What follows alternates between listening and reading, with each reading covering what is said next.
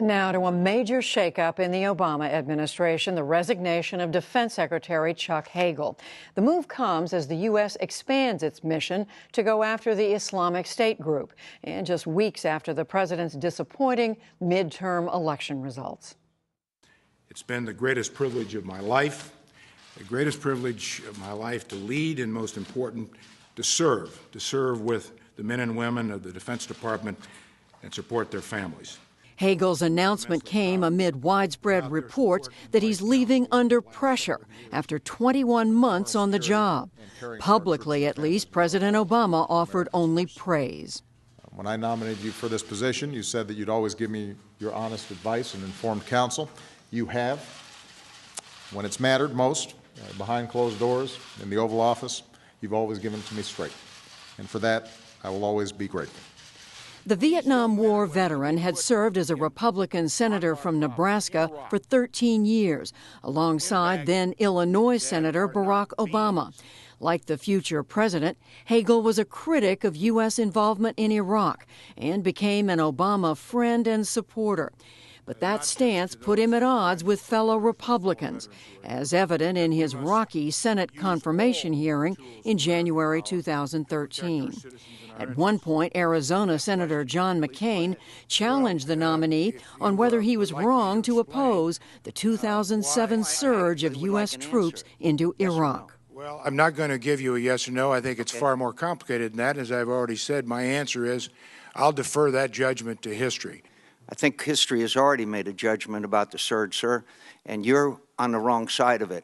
Hagel eventually won confirmation and faced a shifting list of tough challenges, including Syrian President Bashar al-Assad and the ongoing civil war over his rule, and more recently, the threat from Islamic State militants in Iraq and Syria. Even winding down the U.S. combat mission in Afghanistan took an unexpected turn this past weekend, with word that American forces will target the Taliban after all. Even so, Hagel today pointed to achievements. I believe we have set not only this department, the Department of Defense, but the nation on a stronger course toward security, stability, and prosperity. For now, Hagel will remain in office until the president nominates and the Senate confirms a successor. For a closer look at what's behind the Hagel resignation, we get two views. Thomas Donnelly is the co-director of the Center for Security Studies at the American Enterprise Institute. And P.J. Crowley is a distinguished fellow at George Washington University's Institute for Public Diplomacy and Global Communication. He had a career as an Air Force officer and was an Assistant Secretary of State under President Obama, and we welcome you both back to the program.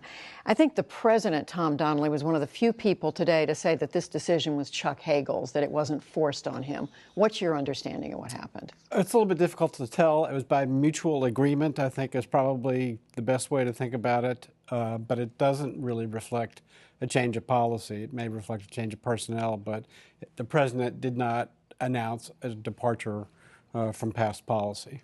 And what's your understanding, P.J. Crowley, of what happened here? I think that's fair. Obviously, Chuck Hagel offered his resignation, and the president accepted it. I think perhaps the administration is in a perhaps different position as it enters its last 2 years in office than it probably expected, and this president may have thought that there was something else that he'll need over these coming years. But is there any question he was under pressure to resign, do you think? I mean, I think you can make it clear that that you'd like to see a resignation. I take the term scapegoat has been making its way through the press today, and that's probably fair. There's a lot being written about this today, all over the map, about his relationship with the White House, Tom Donnelly, about how he got along at the Pentagon. What's your sense of how he was seen at the Pentagon? Well, I mean, the White House holds policymaking very closely. Actually, both his predecessors, Secretary Panetta and Secretary Gates, have expressed repeated frustrations at the inability to really influence policy. I can easily believe that Secretary Hagel came to the same sorts of frustrations and decided it wasn't worth it anymore. How do you see? Well, I think you have to look at what perhaps changed over the past 6 months that moved us to this situation. There is a change in the political climate. Chuck Hagel is a very self-effacing guy, and so I think the president may feel he needs a more vigorous voice publicly, to defend administration policy over the next 2 years. And also, you do have the challenge in Iraq and Syria. And perhaps the president is looking for understand and clarify the strategic underpinnings of this strategy, perhaps better options over time. We'll probably know a little hint of that when we see who his successor may be. And in connection with that, one of the things we're reading today, Tom Donnelly, is that one of the things the president and others around him were looking for was someone to articulate a strategy, whether it had to do with Islamic State, whether it was how to deal with Syria. And they weren't getting that from him. But the underlying problem will still remain. The Secretary of Defense will still have to articulate policy decisions made by a very small circle in the White House.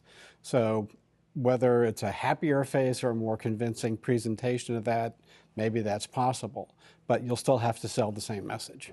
And meaning what? Meaning what? Well, it means that the war policy is going to be limited to do the minimum amount possible. The defense budget approach to the defense budget is not going to change. The White House is sort of happy with the way things are. So whoever follows Secretary Hagel's position, who has the job, will still have the same task at hand to try to carry out. So, P.J. Crowley, we don't look for significant policy change or tweaking with a new defense? I agree with Tom. I don't think this was about disagreements with policy or strategy. But I think we also should recognize that this is a very, very tough job. If you serve 4 or 5 years as a Secretary of Defense, it's the largest enterprise in the world. Getting your arms around a building that is always pulling in different directions is hard. This is not a challenge that the average human being can necessarily do.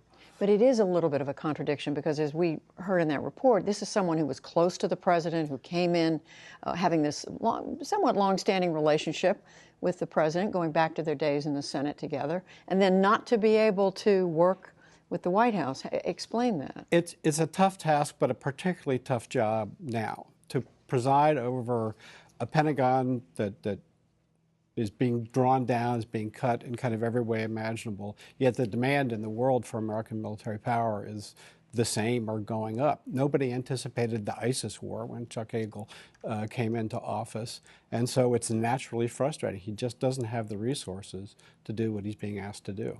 What are you hearing? What is your sense, P.J. Crowley, on who some successor names may be? Well, I think the administration is a pretty tightly bound group. I think you look first at those who have already served in the administration and can work within the inner circle the White House has.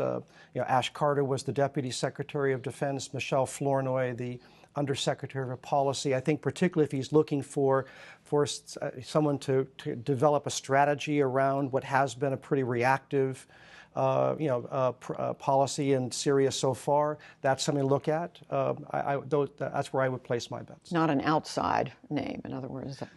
No, and it's hard to see any of the likely successors being the one who really changes the policy picture or becomes a more convincing representative of administration policy. But there's something was made today of the fact that this is the president's final quarter of his time in office, final 2 years, that he wants this person to be the person who stays there until the end of the term. I think he would have liked to have Secretary Hagel serve out the full 4 years, as the Secretary himself anticipated, but it's a tough job.